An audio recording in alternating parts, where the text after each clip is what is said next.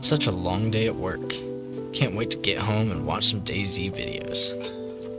Make sure to shut the door, that way zombies don't get you. I wonder who we're gonna watch today. Maybe Amish Zed, maybe Running Man Z. Let's see.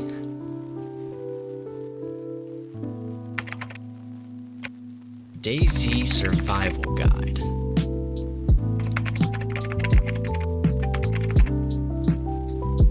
The OG Richard Cranium YT. Let's take a look at him. Hey y'all, Richard Cranium back again with your dose of DayZ. Surviving out there is hard, and not knowing how to craft basic survival tools does not help. In this video, I'm going to go over some of the basic crafting recipes in order to get your sore feet off the ground, starting with how to craft rags and finishing up with the complete ghillie build. If you find the video helpful, be sure to subscribe for future videos and stick around for the last minute or so for some clips from my live streams, linked below. For starters, being cut in DayZ is not a critical injury until you notice you don't have a way to patch yourself up. I'm guilty of this. You'll need some sort of tool like a knife, screwdriver, hatchet, or axe. Can't find anything? Look for 2 small stones on tracks and hiking paths and combine them to make a stone knife. You can cut most clothing into rags by holding the cutting utensil in your hands, aiming your cursor over the item you want to cut, and pressing the prompted action button.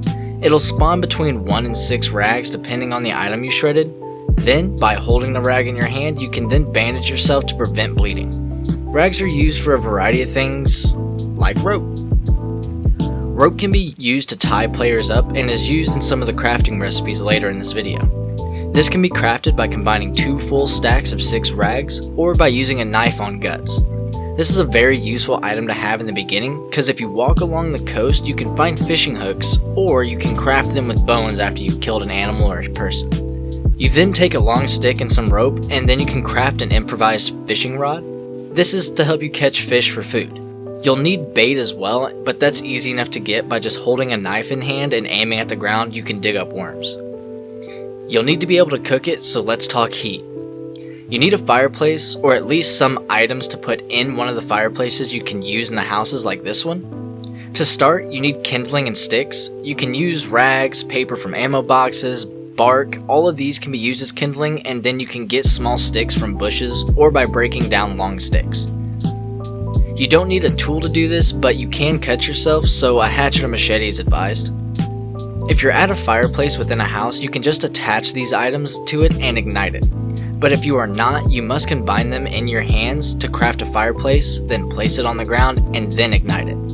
You can use matches or flares to catch fire, but if you have neither of those, you can craft a hand drill kit with bark, cut off from trees with a knife, and a stick. The same as the fireplace, but you cycle through the prompt and find hand drill kit, then aim your pointer at the point of ignition, and then blammo, fire. Good job, you got a fire going, but you can't just throw your food in the open flame. It doesn't work that way. You must cook your food by taking a tool and a long stick to make a sharpened stick. Place your food item in the corresponding slot and look at the fire, and it should say something like roast.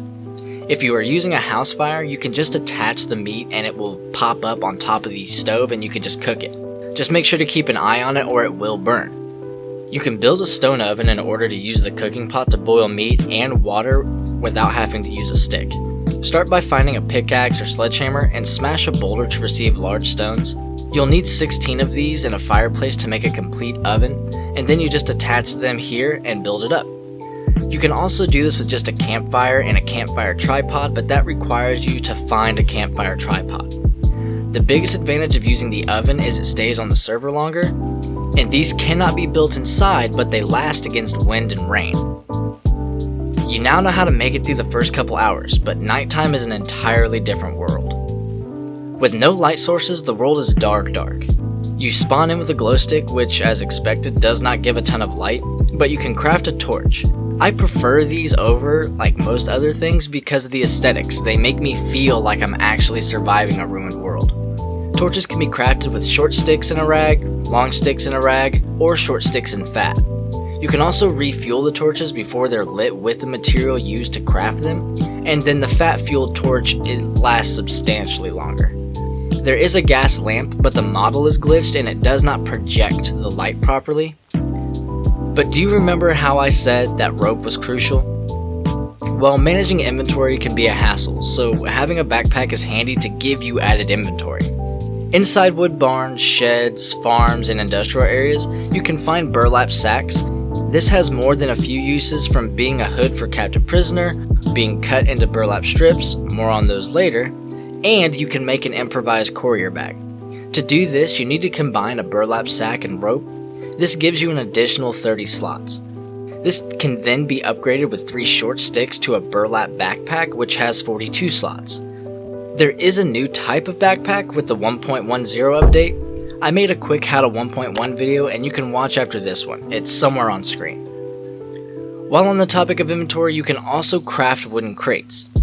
To craft a wooden crate, you need planks, found in industrial areas or in lumber piles, or crafted from big logs from cutting down a tree.